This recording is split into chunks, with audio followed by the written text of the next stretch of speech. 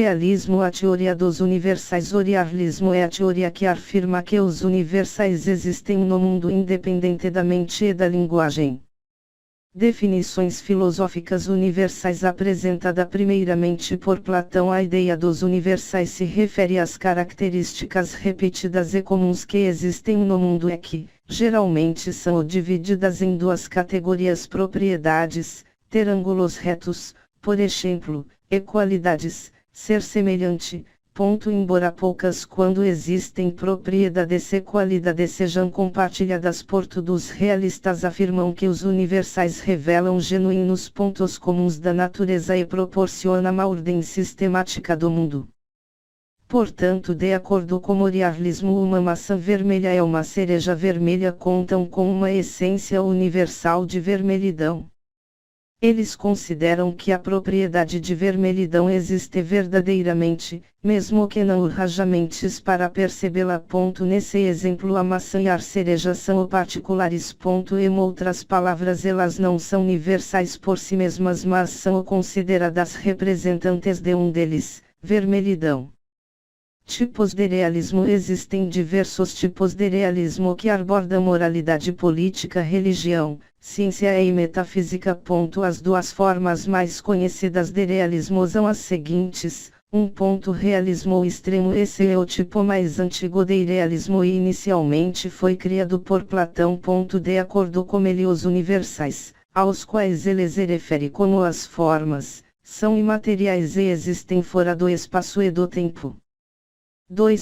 Realismo forte. Esse tipo de realismo rejeita a ideia das formas de Platão e, em vez disso, afirma que os universais não existem apenas no espaço e no tempo, eles também podem existir em muitas entidades ao mesmo tempo. A vermelhidão da maçã e da cereja é na verdade a mesma vermelhidão universal e não distinta de entidade para entidade. O realismo pretende responder ao problema dos universais, cuja principal questão é, em primeiro lugar, se os universais existem ou não. Objeções ao realismo. O realismo é um tema muito debatido em filosofia. Embora haja muitas objeções à teoria, os argumentos apresentados fazem pouco para refutar inteiramente o realismo e não podem ser aplicados para negar a existência dos universais.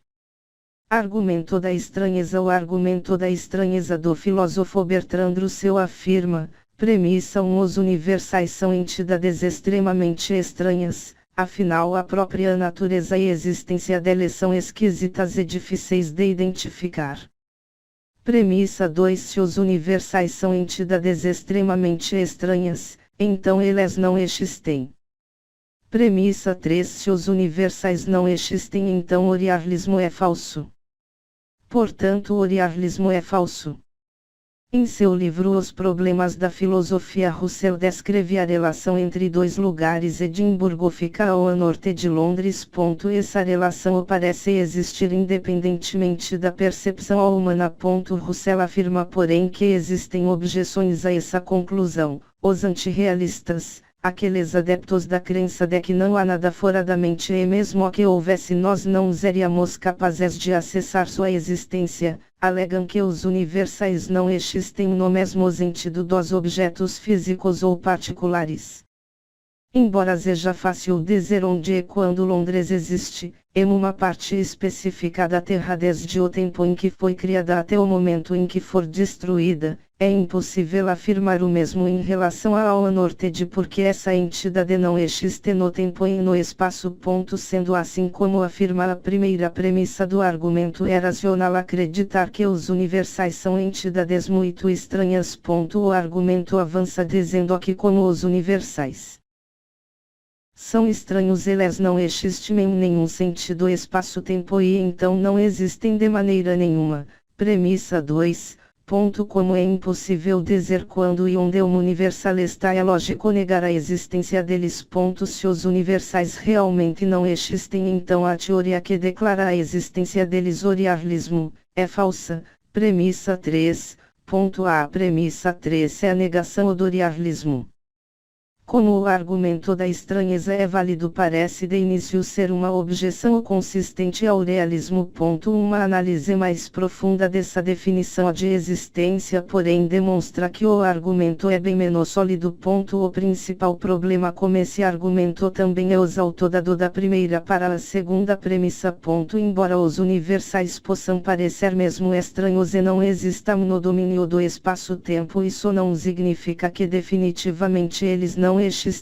Ao que parece é racional encarar a existência no espaço-tempo como o único tipo de existência. Mas não é o caso. Na verdade, enquanto os objetos físicos, os pensamentos e as emoções existem, é possível dizer que os universais subsistem. Os universais mais subsistendo que existem, significando que existência no espaço-tempo, afirma Russell, porque eles são atemporais e imutáveis. Em última instância, embora os universais existam de uma maneira estranha, eles de fato existem. Problema da individuação. A segunda objeção ao realismo é chamada de problema da individuação e afirma, premissa 1: se o realismo é verdadeiro, então os universais existem. Premissa 2: se os universais existem, então é possível individuar os universais. Premissa 3: não é possível individuar os universais. Sendo assim, o realismo não é verdadeiro. Individuar um universal significa estabelecer um critério de identidade para esse universal.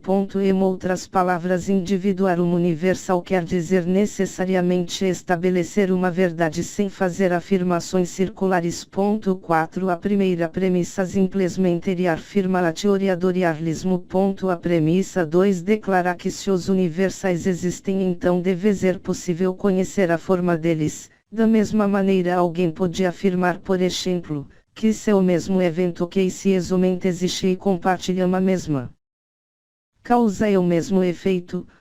Na tentativa de individuar um universal, o resultado é um argumento circular para provar assim que a premissa 3 é verdade. Como o argumento da estranheza, o problema da individuação é um argumento válido, mas inconsistente.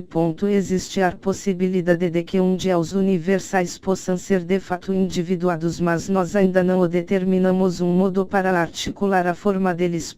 Então, a menos que o problema da individuação consiga provar que os universais não serão ou jamais individuados em algum ponto do futuro, em vez de simplesmente afirmar que eles nunca foram individuados no passado, esse argumento não tem mérito lógico.